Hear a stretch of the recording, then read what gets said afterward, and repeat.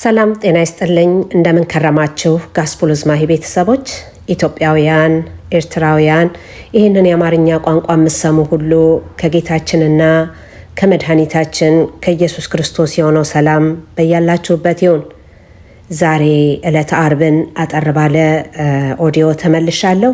አዲሶች እንኳን ደህና መጣችሁ፣ ነባሮች እንኳን ሰላም ተመለሳችሁ።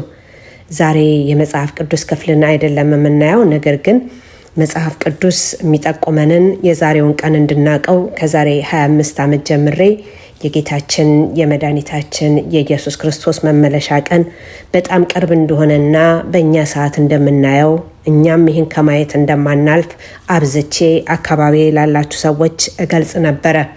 ዛሬ በኢየሩሳሌም፣ በኢራን፣ በአሜሪካን ሁኔታ ላይ የሚታየው ነገር ሁሉ እግዚአብሔር ቀድመን እንድንዘጋጅ፣ ቀድመን እንድናቀው፣ ቀድመን አይናችን እንዲከፈት ከዛሬ 2000 ዓመት በላይ በተጻፉ በቃሉ ላይ እናገኘዋለን። ለዚህ ሰዓት እጅግ አርጎ መዘጋጀት፣ እጅግ አርጎ ማሰብ፣ እጅግ አርጎ መጨነቅ ያስፈልጋል። ነገር ግን አትፍሩ ብሎናል። መጨነቅ ማለት በትክክል እግዚአብሔር ወደሚወደው ቦታ የሚወስደውን መንገድ መያዝ አንደኛ የመጀመሪያውም የመጨረሻው ምርጫ መሆን አለበት።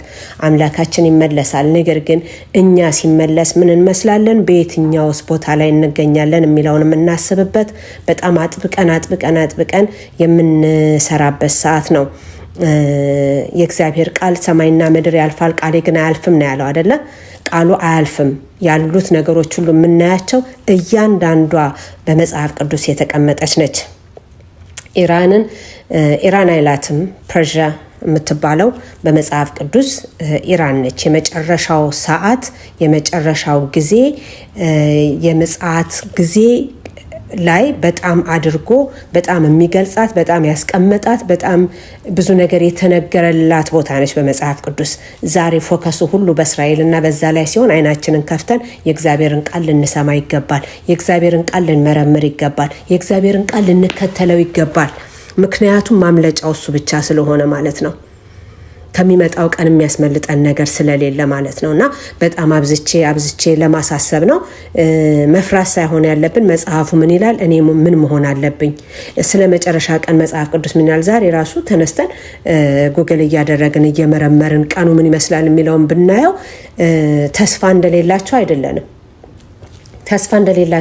ተስፋችን ግን ምንድን ነው? ተስፋችንን እንዴት ነው የምንጠብቀው የሚለው ግን ወሳኝነት አለው። እያንዳንዱን መጽሐፍ ቅዱስ እዚህ ጋር ማሳየትና ሪከርድ ማድረግ አይቻልም። ነገር ግን የማቴዎስ ወንጌል ምዕራፍ 24ን ብታዩት፣ የሉቃስ ወንጌል ምዕራፍ 21ን ብታዩት፣ ማርቆስ 13ን ብታዩት፣ ሕዝቅኤል 38ን ብታዩት፣ ዳንኤል 9ን ብታዩት፣ በየቦታው የዮሐንስ ራእይ ሙሉውን ብታዩት ቀኑ በጣም አድርጎ እንደደረሰ ማወቅ ይቻላል። ቀኑ ደረሰ፣ ታዲያ ምን እንድንሆን ነው የምትፈልጊው መሐሌት ብትሉኝ፣ ቀኑ በደረሰ ጊዜ ወደ አምላካችን መመለስ እንዳለብን፣ ንስሐ መግባት እንዳለብን፣ እግዚአብሔርን እንዳለው መጠበቅ እንዳለብን፣ በፎርሙላ ሳይሆን በቃሉ መጠበቅ እንዳለብን እንድናቅ ነው።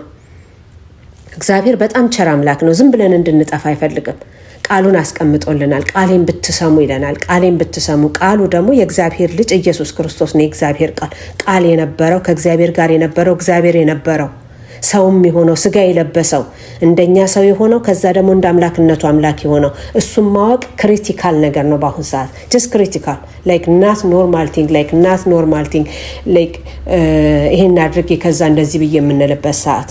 ይህንን ለእህቶቼ፣ ለወንድሞቼ፣ ለቅርብ ጓደኞቼ ያሳስባለሁኝ። ከጥንት ጀምሮ ጉሮሮ እስኪደርቅ ድረስ የምናገረው ነው። የክፉ ሰዓት አይኑን አፍጦና ግጦ እየመጣ ነው። መሸሸጊያችን፣ ማምለጫችን አምላካችን መሆኑን ማወቅ አለብን። እንደገና መጽሐፍ ቅዱስን መከተል አለብን።